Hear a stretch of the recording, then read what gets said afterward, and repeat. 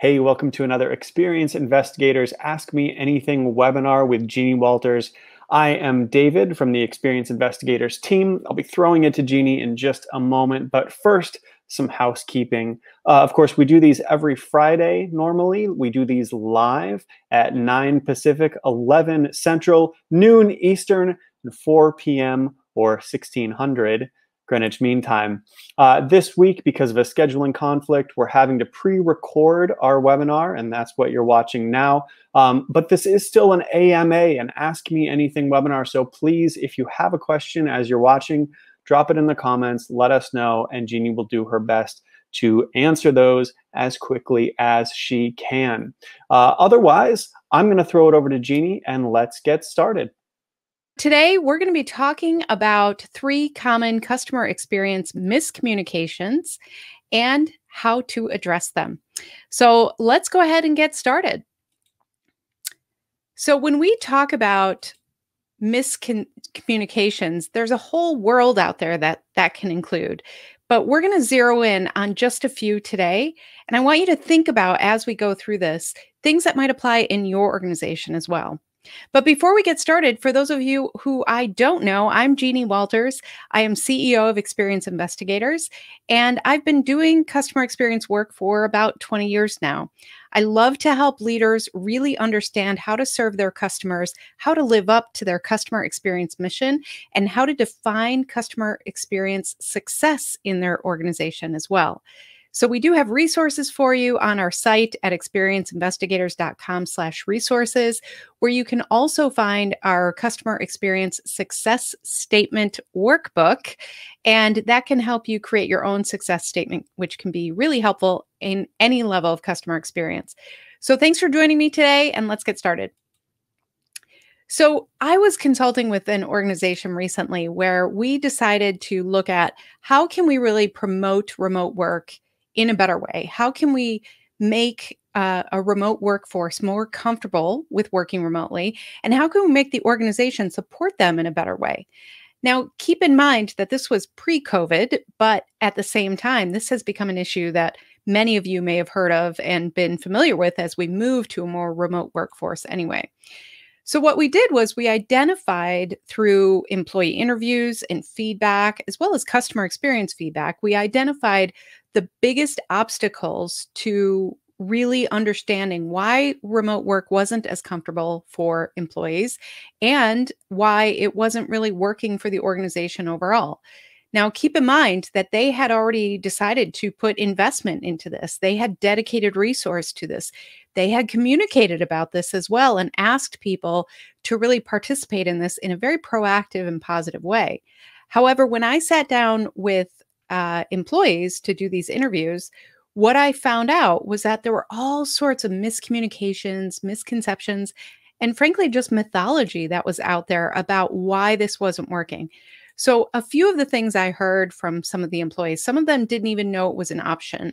They said things to me like, well, I can't wait until that's an option, until I can work remotely, because it's ridiculous that we can't in this day and age. Some would offer that they wouldn't manage employees who worked remotely. They didn't think that they had the right equipment at home, and they didn't want to, quote unquote, bother their IT department. So you think about both of those things. If what I told you is true, that this organization had dedicated resources to creating a more remote workforce as part of their customer experience strategy, and they had communicated this, there were still managers out there who wouldn't let their people work from home. And they had other people who didn't know it was even an option, didn't even know to request it. So others that I talked to, they attached conditions to remote work. So they said things like, well, I'm on a team where my manager works remotely, but I'm not brave enough to ask if I could do that because I've heard, implied here, I've heard that they're not going to be cool with it, even though I've got a really long commute and it would save me time. Now, this employee had a really good reason to work remotely, to be more productive, but didn't feel like she had the right to ask even to do that. Another one is, my team knows if they work from home, they better be available unless they tell me directly through direct messaging that they're not going to be available or they're taking a break. So this manager was creating an environment where basically saying, just by the act of working remotely, I no longer trust you. I no longer am going to treat you like I would if you were in the office. And if you take a break, if you walk away from your desk, I don't need to go around and figure out where you are because I trust that you're still getting your work done. If there's this environment where just by working from home, this manager was assuming that they had to be much more hands-on, much more micromanaging to the minute on what those people were doing. Not a great situation. And then we also found out that there was a culture of working from home, but people weren't necessarily so direct about that. So they would say, I work from home a few days a week. My manager is okay with it, but we really agreed not to publicize it. We agreed that we shouldn't really be talking about this too much or let other people know. So I even heard things about how one of the people working from home created a way to make it look like she was in the office at certain days. I mean, nobody asked her to do that. Nobody was expecting her to do that, but she would do things like set up certain meetings and then be able to zoom in from a certain way that made it look like she was actually in the office. Now, again, nobody was asking her to do that, but she felt like she had to do that. She was compelled to do that because she was getting messaging from her manager that, you know what, this wasn't really okay. This was a wink, wink, this is between us kind of deal. So it may sound ridiculous, and you may be thinking, what does this have to do with customer experience? But here's the thing. There are similar miscommunications in your organization happening right now. I can almost guarantee it. And what happens when we have these types of miscommunications, misconceptions, and mythologies is that it doesn't serve the customer ultimately. Because in this case, we were focusing on employee experience as part of the customer experience strategy. They knew that if they could provide more flexibility for their employees, if they could let them work more remotely, then they could actually serve customers better. So the fact that all of these different ideas were floating around the organization, that was really not serving the employee experience, the culture, or their customer experience mission to be more flexible, adaptable, and empower their employees more. All of that was kind of out the window. So employees talk to one another, and you know this is happening because we've all been employees at some point, right? Because they haven't heard directly, emphatically, and honestly from their managers, from their leaders. And so when there is an absence of information, assumptions happen. And so if your culture historically has been one where, let's say, they didn't let them work remotely, which was the case here, then that historical knowledge comes through in assumptions. People say, well, that might be what they say, but you know how it is here. They would never let us do that. So why are we talking about this today? Why is this so important? Well, this is about culture, and culture is one of the main things that affects customer experience. And if you have people in your organization who are scared to even ask a question because they fear retribution, then this is a serious culture problem. This is something I see over and over with the organizations that I work with. People will kind of say to me on the side, you know, I would never say this to my manager, but I've often wondered. And when I hear that, I think, well, that's a problem. Something's going on with misconceptions, miscommunications, and myths. So the void of communication, this is one of the things to look for. The void of communication create ample opportunities for misconceptions to gain traction. Now, if you've ever been in an environment where there were rumors of layoffs, you know this was true because that type of gossip goes very far, very quickly. And a lot of times when the leaders say nothing, there's an assumption they've said everything.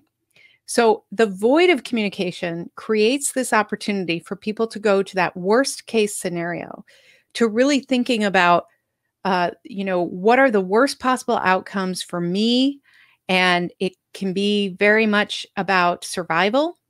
And then they start sharing those thoughts with one another. And if they don't hear anything differently, it can take hold as a mythology in your organization. So these are the three most common customer experience miscommunications I've seen and how to address them. The first one, our company doesn't care about customers. The second one, there are negative outcomes to helping customers. And the third one, customers are out to cheat us. Now, you may be thinking, we don't think this, but trust me, somebody in your organization might. And these are kind of the most straightforward misconceptions that are out there. But I encourage you to think about this in your own organization. Where is there a void of communication? And what do you think employees are really thinking about and sharing with one another as some of these ideas that really don't apply? So misconception number one, our company doesn't care about customers. If your employees are only hearing about profit, shareholder value, cutting costs, those types of things, if that is what they hear about over and over and over without really mentioning customers, then this is an easy place to get to. This is when employees start thinking, well, nothing I do really matters because they don't care about the customers anyway. This one is one of the most pervasive ones that I've seen because especially in legacy enterprise organizations where there is a lot of history of process and profit and really focusing on that, if you are trying to change that culture to be more customer centric, that can be an uphill battle. And if you are not talking about that customer centric focus more and more in your organization and from leadership over and over and over, then it's really easy for people to get to this conclusion that maybe we just don't care about customers. So here's what I would say. Look at how you're communicating. Look at how leaders in your organization are actually communicating on a regular basis. Is there any discussion of customers? That seems like a silly question, but a lot of times you look at how we've been communicating over the last several weeks, and we might have not even mentioned customers. If that's the case, if we're only talking about shareholder value, if we're only talking about profit, if we're only talking about bonuses or sales numbers, that's not talking about customers. So make sure that you really take a critical eye to how have we been communicating and how are we letting our employees know that we do care about customers and that they are part of our organization and we are customer centric. Do your results dashboards, your metrics, your measurements, things like that, mention customers at all? Because a lot of them don't. We mention things like Net Promoter Score. We mention things like, profit and loss, but we don't necessarily mention customers and how they're actually feeling about us and why it's important to focus on them. And then do leaders regularly celebrate employees who are delivering for customers? This is another one. We need to really focus on the wins. We need to make sure that people see that we are going to reward and celebrate and recognize those employees who deliver for customers, because that shows, again, that we do care about our customers. We care about the experiences they have, and we really want to recognize the employees who go above and beyond for them. So misconception number 2, there are negative outcomes to helping customers. Now, this happens when you don't have a lot of consistency over management, over communication, over your customer experience in general. If many, many people in your contact center, for instance, think differently about what they're empowered to do, then that can create a lot of differences in how customers are treated. So one person might think it's perfectly acceptable to say, I don't really know that answer, but I'm going to find out and call you back. Another employee might think, oh gosh, I would never do that. That's not acceptable because I would just tell them that, we don't have that answer and it's up to them to figure it out. Now that sounds like an extreme example, but that shows you the types of judgment calls that employees have to make. And if they have to make judgment calls that sometimes are a little outside of the process boundaries, are a little outside of the systems, but it's the right thing to do for the customer, then they shouldn't be punished for that. Because if they start getting punished for that, then everybody else will lean into not making those decisions, not making those calls for the customer. And they will really just kind of decide that they will never be empowered to deliver for the customer. So if people believe that there are negative outcomes for being empowered, for delivering on those promises, for making those judgment calls on behalf of customers, then that can really start going throughout your organization as well. And people will just stop making those decisions, stop taking those actions. So you guys know that I talk about this a lot, but I really believe in the customer experience mission here, because if you can identify and share a customer experience mission, which is what we've talked about on another webinar, then you can really help people with those judgment calls, and you can really help them understand that you are empowering them to deliver on the customer experience, to make sure that the customer feels valued and gets exactly what they expect or more. And so if you have never written a customer experience mission, if you don't know what I'm talking about, we do have other webinars on there and blogs on the resources page at experienceinvestigators.com. And then we also have a CX success statement workbook, which can help here too. So that link is in there as well. And then the third misconception is customers are out to cheat us. This happens when we start blaming customers for the bad behavior of one or two customers. And I say this because you know what? There are certain customers who will practice fraud, who will try to deceive, who will try to cheat the system, all of those things. That does happen, and I don't want to ignore that. But what typically happens is one or two customers behave badly, and then suddenly all these processes go in place where we say customers won't be able to return things, or we're going to make it super difficult for anybody to do these things, because we start assuming that every other customer is going to practice that bad behavior. We have to give customers the benefit of the doubt. If we start talking about them as criminals, as people who are trying to cheat us, it becomes a battle. And then we start blaming, distrusting customers, and employees have to then pick a side between the brand or the customer. It's a recipe for disaster. So if you hear leaders putting blame on customers, if you hear this type of rhetoric around they're trying to cheat us or they're out to get us, really take a step back and ask where is that coming from? Because most customers are not really out to do that. Most customers are there to achieve a goal, to complete a task, and to feel a certain way. So that's what we need to focus on.